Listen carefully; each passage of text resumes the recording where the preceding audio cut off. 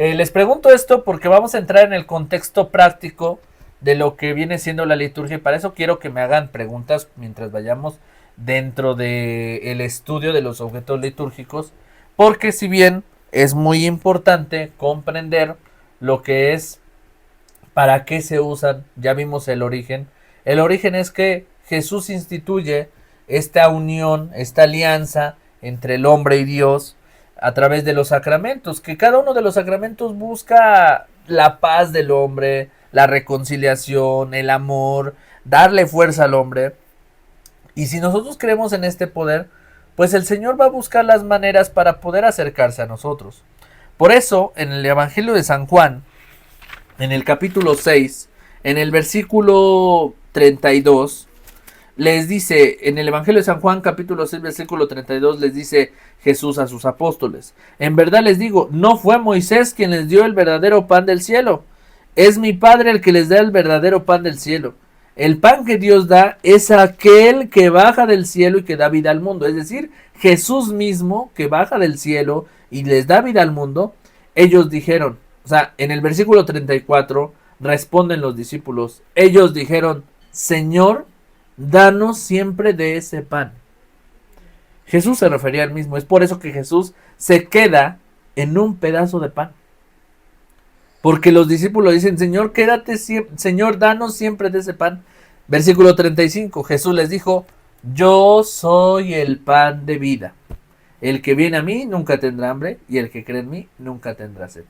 Nosotros que hemos experimentado el amor de Dios en nuestra vida, entonces procuramos vivir un encuentro de manera física. Entonces, a Dios no lo tenemos invisible. El día de ayer, no sé si tuvieron la oportunidad de ver en el canal de Daniel Católico TV, en YouTube, compartí un video sobre la catequesis, una transmisión en vivo, donde les mencioné las dos vías de acceso al conocimiento a Dios. Una vía es a través del mundo y otra es a través del hombre. Si nosotros volteamos a ver el mundo y nos damos cuenta de la naturaleza, los animales, las plantas, es increíble que ningún hombre es capaz de hacer eso tal cual Dios lo hizo. Y entonces, en esta expectativa de lo que vemos en el mundo, de lo que experimentamos en él, podemos experimentar a Dios. Dios no es invisible. Dios se hace visible para que lo podamos experimentar. Y es más, en nuestro propio cuerpo, dice el Evangelio, ¿quién de ustedes es capaz de contar los cabellos que hay en su cabeza? O de contar las líneas de los tejidos de sus manos, o los litros de sangre que tenemos en nuestro cuerpo. Nadie. Nadie. Nosotros, a pesar de que somos limitantes, poseemos de grandes dones que el Señor nos da. Nuestro cuerpo es la manifestación de Dios. Porque nuestro cuerpo tiene tantas partículas, ¿sí? Es increíble que cuando a veces te haces una rajada, una herida, cómo salen los coágulos de sangre y los doctores han comprobado que las personas se pueden curar con su propia sangre. Es decir, no hace falta que te pongan una costura o algo, simplemente tienes que volver a unir tu piel y presionarla y con la misma sangre se cura tu herida. Y es increíble cómo Dios pensó en nosotros. Y es increíble cómo nosotros mismos experimentamos el poder de Dios en nuestra vida. Nadie es capaz de hacer eso. Cómo con nuestra propia sangre nos curamos, nos sanamos. Cómo nuestro cuerpo tiene tantas partículas, tantas vitaminas, tantas cosas que nos hacen tener energía todos los días. Y por eso es entender que sí tenemos acceso a Dios y la liturgia es la manifestación de que Dios está presente aún aquí en la tierra. No vamos a creer en un Dios invisible, en un Dios que no podemos ver, lo podemos palpar a través de la liturgia. Y por eso es que en el estudio en el cual nos vamos a adentrar de los objetos litúrgicos, tenemos que poner mucha atención en cada uno de los detalles, porque como dice el dicho, los detalles sí importan. Y en la liturgia, donde vamos a encontrarnos con Dios, los detalles van a importar mucho. Porque cada postura, cada acto que podamos realizar en la liturgia, va a poder hacer que mi encuentro sea más cercano o más lejano a Dios. Por eso vamos a comenzar con las primeras partes de los objetos litúrgicos que se utilizan dentro de la misa. ¿Ustedes conocen el paño de hombros? Bueno, el paño de hombros se los presento, lo podemos ver en pantalla, y el paño de hombros es también llamado velo humeral. No es exclusivo del sacerdote, lo pueden utilizar los ministros, las catequistas, los monaguillos. Este no es un ornamento propio o exclusivo del sacerdote. Puede tener un bordado especial, puede tener algunos adornos especiales, pero no va a ser exclusivo del sacerdote porque lo va a utilizar el monaguillo en el momento de llevar lo que es el báculo del obispo o la mitra, o lo van a utilizar los ministros extraordinarios cuando tomen la custodia con el Santísimo y lo expongan, ¿sí? En este caso lo utiliza el diácono o el sacerdote para dar la bendición con el Santísimo. O lo utiliza el ministro extraordinario cuando lleva el Santísimo Sacramento del altar al sagrario o del sagrario al altar. Ahí se utiliza el paño de hombros, pero no es exclusivo del sacerdote.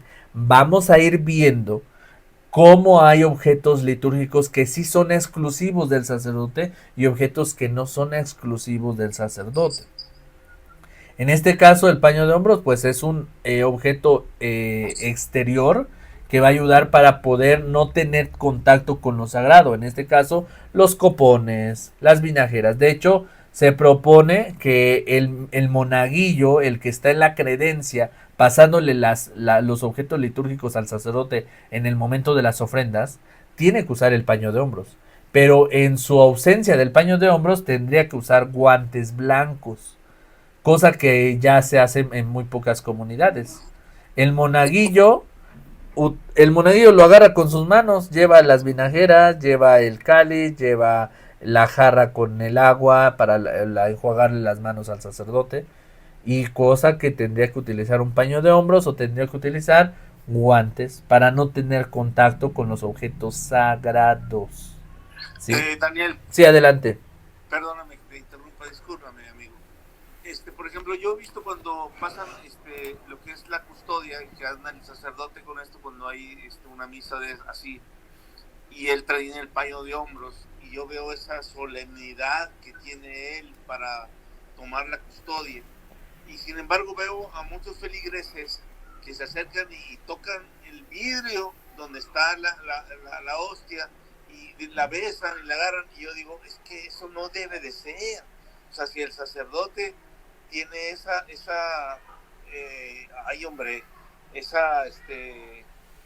pues hombre, lo que hace él, yo creo que eso no debería de ser como permitido. Pero bueno, lo he visto muchas veces y digo, bueno, entonces pues sí se permite, ¿verdad? Pero si hay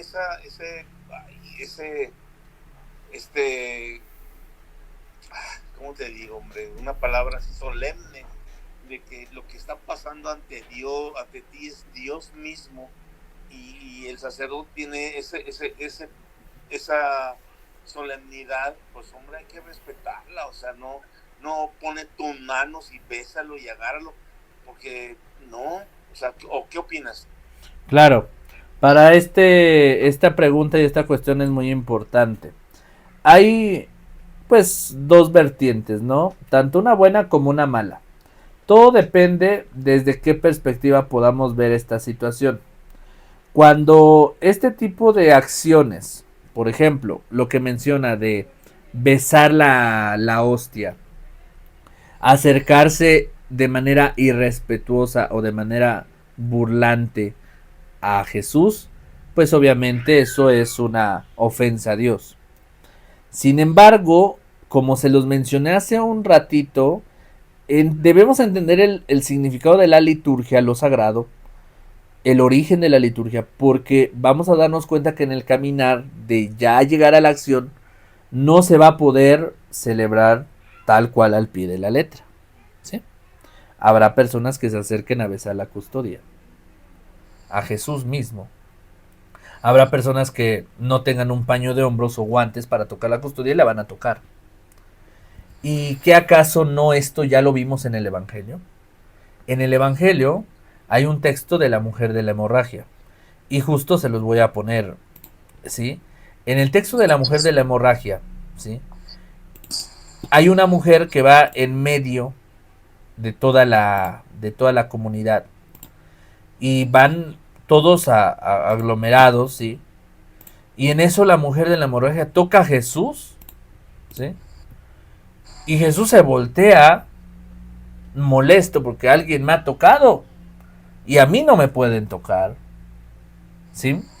Y entonces expresa uno de los discípulos, Señor, estás viendo que todos están acá amontonados y preguntas quién te está tocando, pues hazme el favor, ¿no? Bueno, miren, les voy a compartir en esta diapositiva el ejemplo a lo que están preguntando, porque ciertamente no solamente va a pasar con la custodia, va a pasar también en el momento de la comunión, en el momento de los ritos, de ponerse de pie, sentados, parados, hincados. Bueno, dice el texto de la mujer de la hemorragia, si lo llegan a ver en pantalla, Evangelio de San Lucas, capítulo 8, versículo 40 al 48. Ya había gente para recibir a Jesús a su regreso, pues todos estaban esperándolo. En esto se presentó un hombre llamado Jairo, que era dirigente de la sinagoga. Cayendo a los pies de Jesús, le suplicaba que fuera a su casa, porque su hija única de unos 12 años estaba muriendo. Y Jesús se dirigió a la casa de Jairo, rodeado de un gentío que casi lo sofocaba, imagínense. Un gentío que casi lo sofocaba. Entonces una mujer que padecía hemorragias desde hacía 12 años y a la que nadie había podido curar, se acercó por detrás y tocó el fleco de su manto. Miren, se acercó por detrás de Jesús y tocó el fleco de su manto, y al instante se le detuvo el derrame. Jesús se preguntó, ¿quién me ha tocado? Como todos decían, yo no. Pedro le replicó, Maestro, es toda esta multitud que te rodea y te oprime. Pero Jesús le dijo, no, a ver, alguien me ha tocado, pues he sentido que una fuerza ha salido de mí. La mujer, al verse descubierta, se presentó temblando y se echó a los pies de Jesús. Después contó delante de todos por qué lo había tocado y cómo había quedado instantáneamente sana. Jesús le dijo, hija, tu fe te ha salvado, vete en paz. La mujer de la hemorragia es un ejemplo preciso de lo que algunas personas llegan a veces a hacer. ¿Por qué? Sobre todo en la hora santa, que es una práctica espiritual, hay sacerdotes que a veces nos dan la bendición particular, no dan la bendición general, sino van pasando uno por uno, no sé si les ha tocado, y a cada persona les va dando la bendición, y al siguiente. Hay veces que va pasando a sus lugares o que hacen una fila como si fueran a comulgar y les va dando la bendición con el Santísimo. Y eso está bien. Pero hay personas que no sabemos qué traen en su corazón, están pasando una enfermedad, una dolencia, una crisis, una situación que los va a impulsar a hacer lo que hizo la mujer de la hemorragia. Imagínense, la mujer de la hemorragia llevaba 12 años con la enfermedad y nadie la había podido curar. Y cuando vio a Jesús, ¿cuál fue su reacción? Pues lo tocó. Obviamente eso iba en contra del respeto, ¿no?, que se le tenía a Jesús.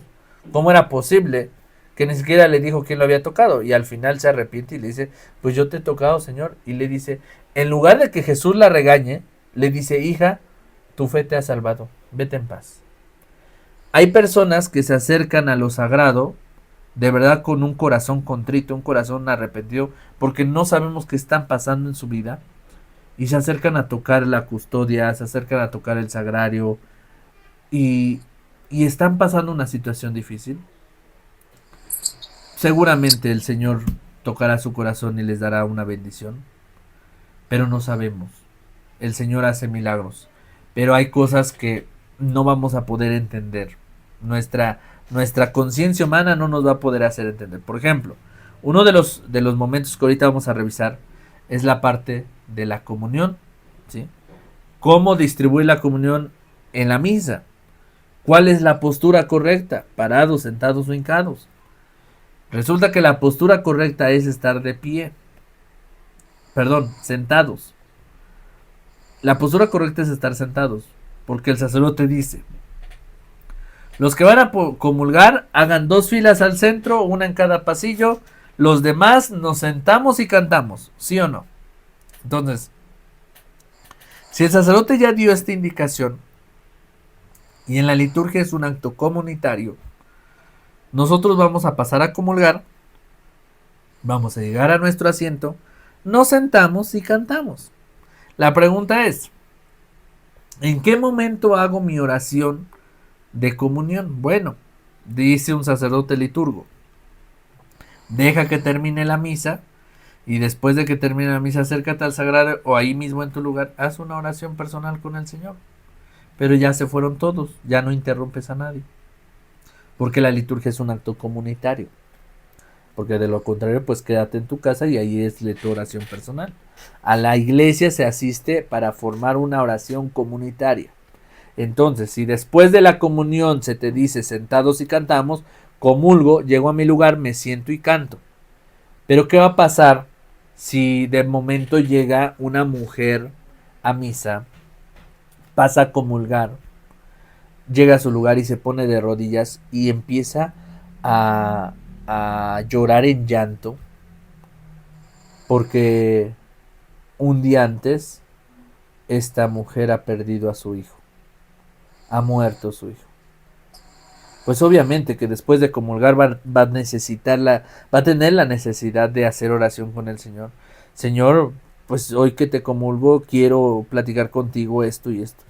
Y lo va a hacer en ese momento. Va a romper con una regla de la liturgia, pero tú y yo no sabemos realmente lo que trae esta mujer en su corazón. Claro, cuando ya nosotros nos llegamos y nos arrodillamos, nada más por querer llamar la atención y por decir, aquí mis chicharrones truenan y yo voy a hacer lo que yo quiera en la liturgia, bueno, ahí sí está mal. Pero cuando la persona trae cosas en su corazón que le están quitando el sueño, que le están atormentando, que no sabe qué hacer, pasa a comulgar y se pone de rodillas, está totalmente permitido. Porque eso es el encuentro del Señor. No es que esté mal. Y perdón por esta explicación tan extensa, pero es para explicar precisamente lo que muchas personas a veces llegan a hacer. Tocan la custodia. No está permitido.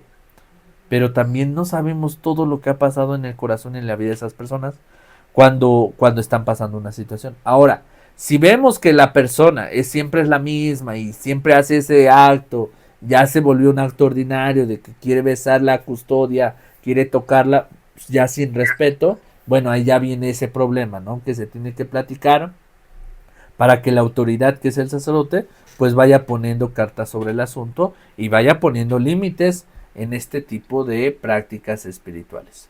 No sé si me expliqué hasta este momento. ¿Dudas, preguntas? ¿Quedó clara el comentario, hermano Alfonso? Me extendió un Sí, poco, pero sí. sí, quedó bien claro porque, Hermana bueno, Juana, adelante, adelante, diga. sí, yo no soy mexicana, yo soy dominicana, creo que soy la única extranjera que en este grupo. Y en mi parroquia, yo estuve con un sacerdote de los Heraldos del Evangelio, donde estuve en clase donde él decía eso, lo que decía el hermano, que no se debe tocar, que el sacerdote no debe permitirlo, pero es como usted dice, hay situaciones que uno no sabe en ese momento la necesidad. Por lo menos en mi parroquia, hacemos la misa del sacrificio una vez a la semana, los miércoles a la 1. A veces el sacerdote pasea el Santísimo. Entonces la gente, uno sabe que él no deja, que él se queda tranquilito. Yo le dije, padre, pero yo en una formación nos dijeron que no se debía tocar, y él se queda igualito, no le dice nada, y todo el mundo sepa, él se detiene para que la gente vaya y lo toque. Yo me quedo callada porque él es el representante de Cristo desde que entró por esa puerta. Entonces yo me quedo callada porque yo le he dicho, cuando estamos fuera, ¿verdad? Estamos en la sacristía, yo le digo, ay, pero aquí todo el mundo toca.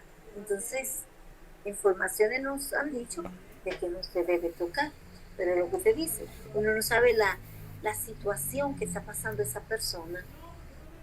Ahora bien, hay todavía una cuestionante más y qué bueno que sale el tema, porque precisamente a eso vamos, a estas preguntas que van haciendo directo al grano, vamos a entender el sentido.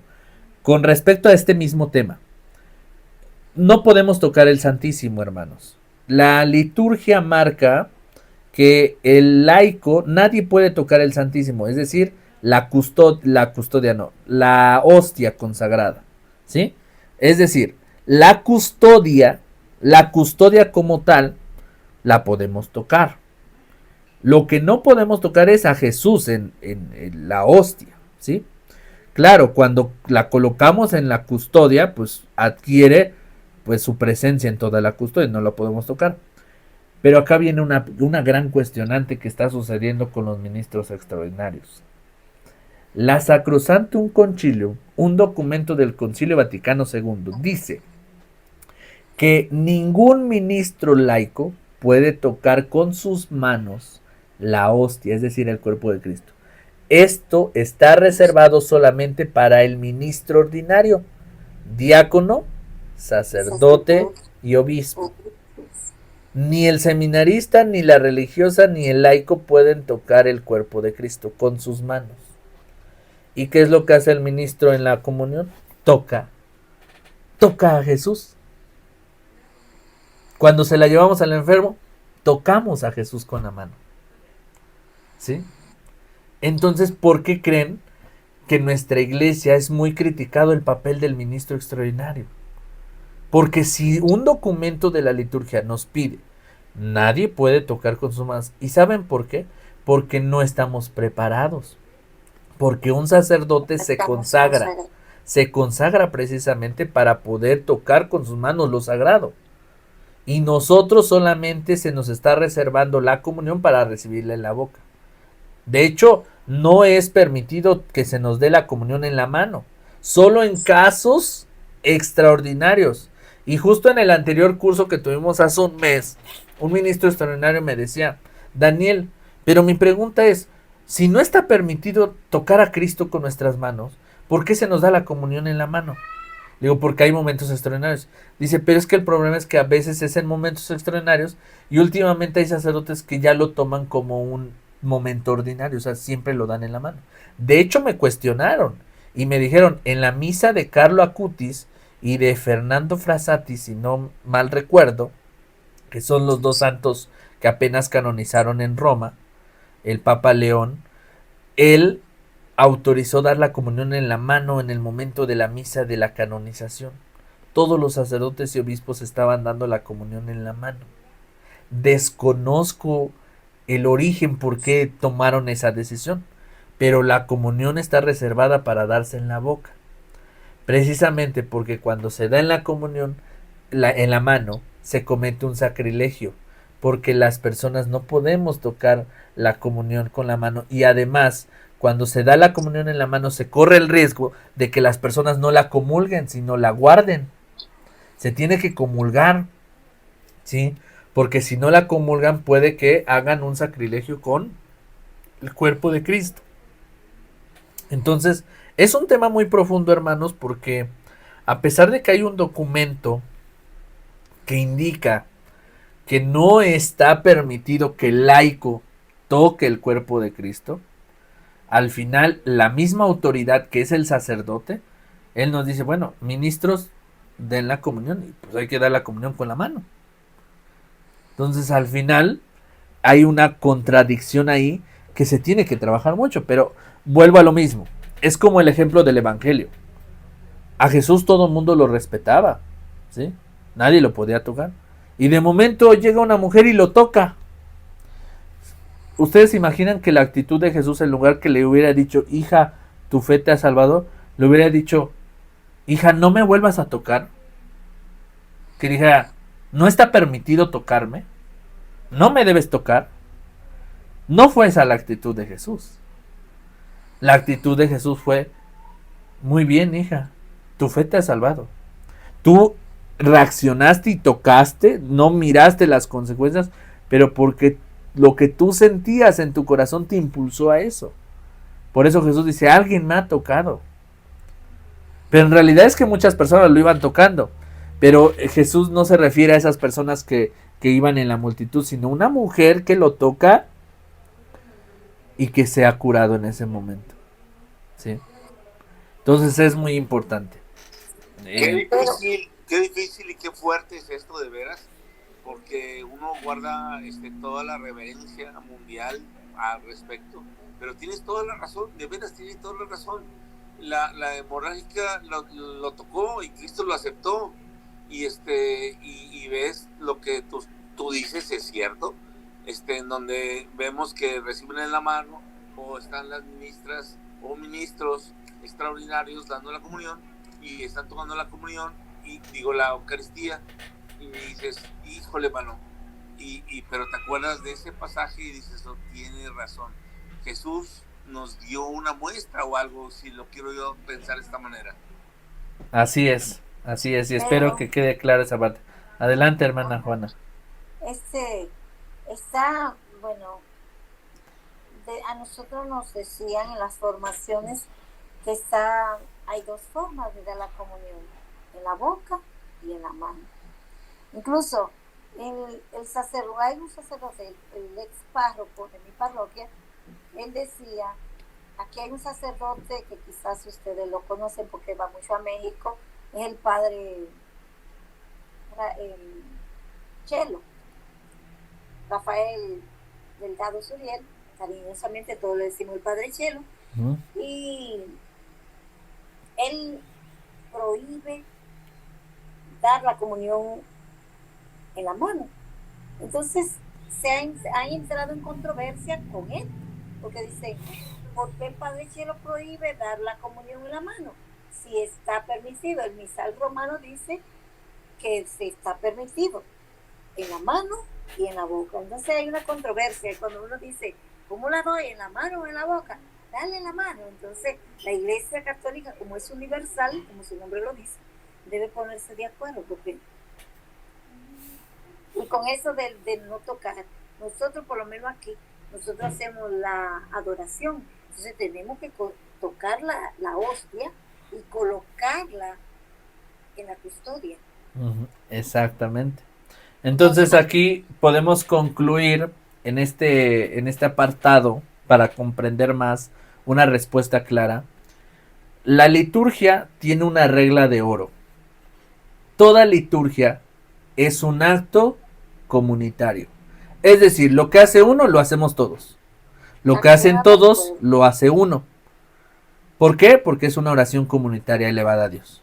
Como se lo mencioné, si yo quiero hacer una oración privada, pues mejor me quedo en mi casa y desde mi casa rezo el rosario, rezo la liturgia, pero no se trata de eso. Cuando uno asiste a la liturgia, a la celebración eucarística, estamos participando de una oración comunitaria y tenemos que hacer que todo sea común, todos participen al mismo tiempo, todo sea igual.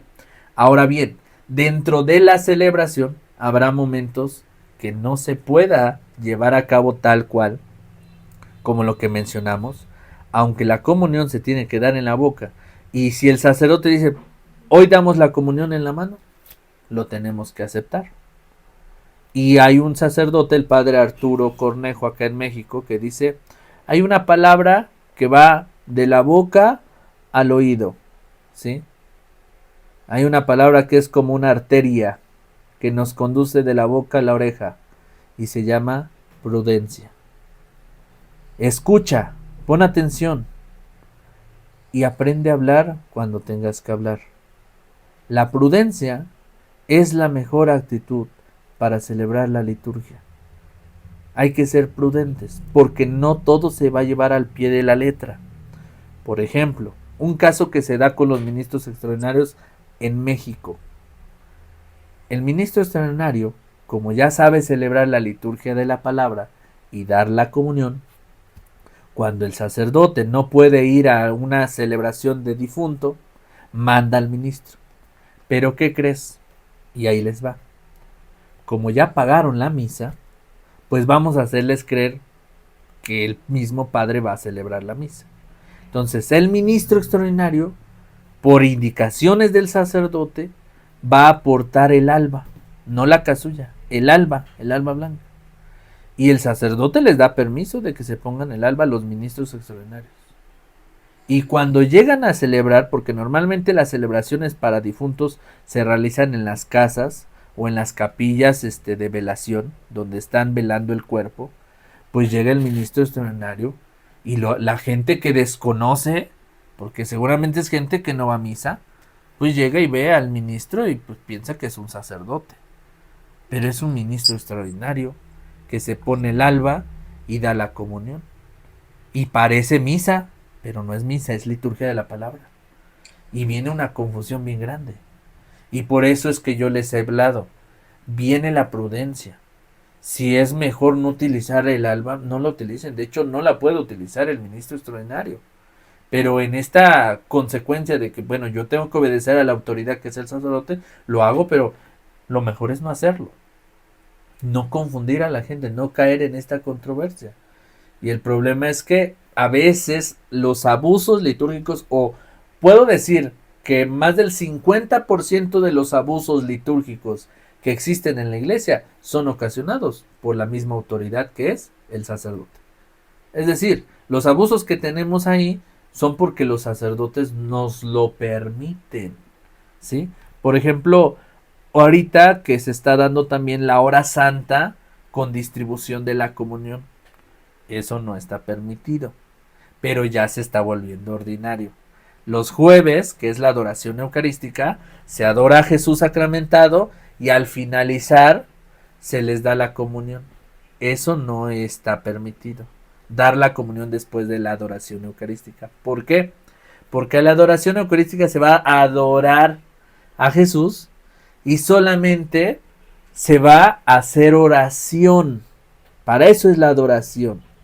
Para recibir el cuerpo y la sangre de Cristo es la celebración eucarística. Y algunos ministros me dicen, es que Daniel, el padre que es de mi comunidad permite que se dé la comunión porque hay enfermos en misa. Bueno, en la hora santa.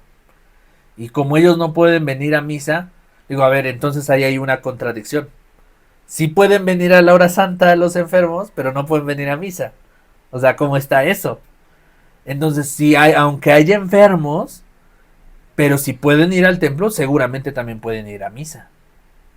Entonces, no hay justificación. No se les puede dar la comunión. Se da la comunión en el momento de la Eucaristía para escuchar la palabra de Dios, para tener un mensaje cristiano y poder al final recibir su cuerpo y su sangre. Solamente se da la comunión en tiempos extraordinarios cuando el enfermo o el anciano no puede ir al templo, ahí sí se le lleva hasta su casa la comunión. Pero fuera de ahí, no. Y entonces se ha vuelto algo común porque hay sacerdotes que lo permiten, dar la comunión después de la hora santa.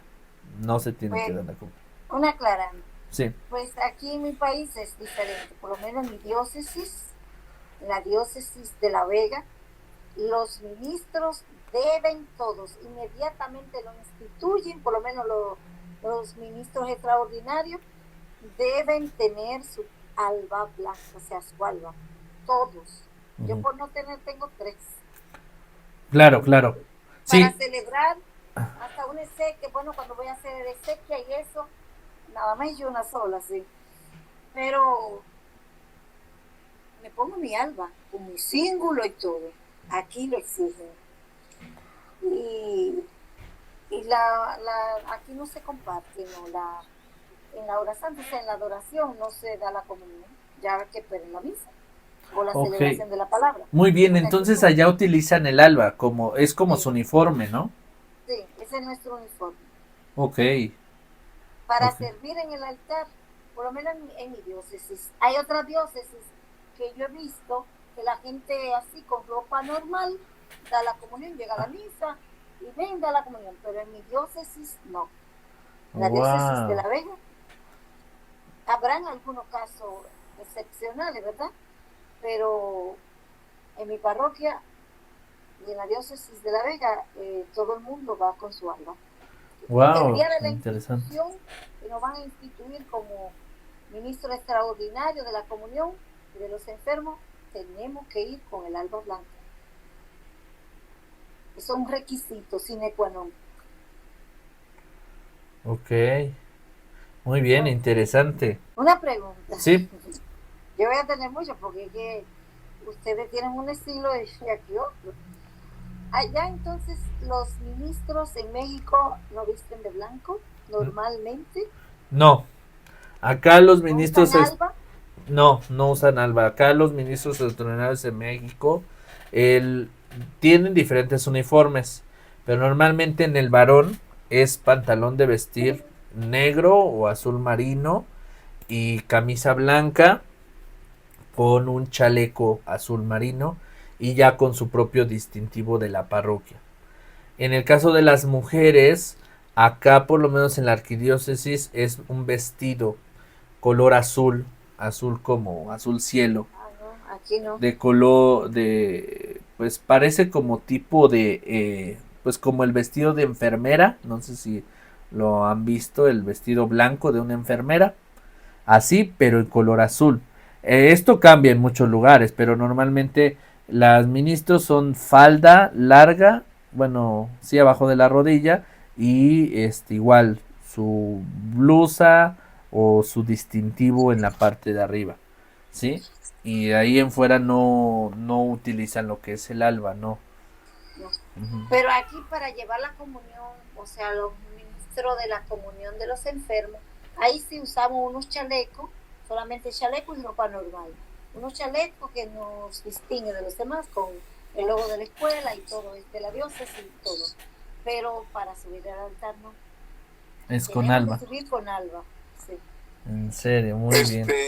Aquí en Monterrey, Nuevo León, en México, los ministros extraordinarios usan ya sea falda oscura o pantalón y el chaleco, como usted dice, igual de la parroquia, que es en tono claro, que es beige claro, y igual cuando van a impartir la comunión a los enfermos es de la misma manera. O sea, sí andan igualmente uniformados, pero no llevan alba. O sea, ellos así nada más con su chaleco blanco o su chaleco más bien no blanco, sino beige claro, con el incentivo de la parroquia y pantalón oscuro o falda igualmente oscura. Bueno, casualmente hay un sacerdote mexicano acá, el padre José Juan Pineira, de los de la animadores de la palabra, algo así. Y él nunca nos ha comentado, mire, nunca nos ha comentado nada, ni nada. O sea, nunca nos ha dicho.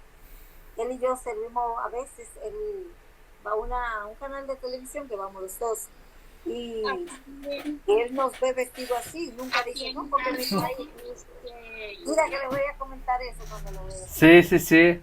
Acá yo creo que el día que los lleguen a ver, por ejemplo, es algo que nos confunde mucho. A ministro extraordinario no se le ve con alba, con el cíngulo, porque es la vestimenta propia del sacerdote.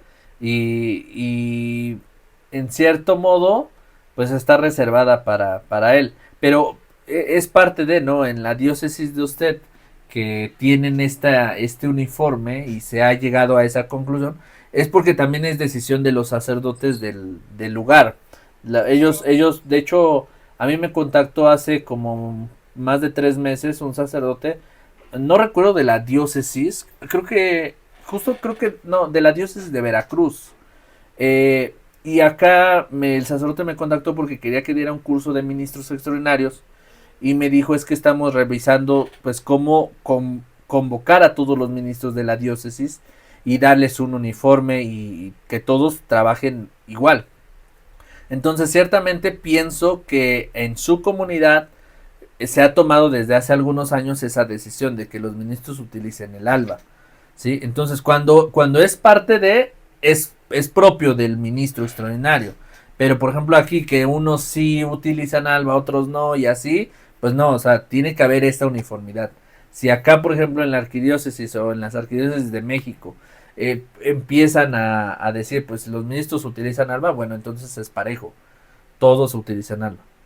Pero si uno entre tantos utiliza alba, pues sí es mal visto, sobre todo porque confunde a la gente, ¿no? Bueno, pues que Dios les bendiga, que pasen muy buenas noches a todos, que Dios les bendiga, que tengan muy buenas noches a todos. Amén. Hasta luego.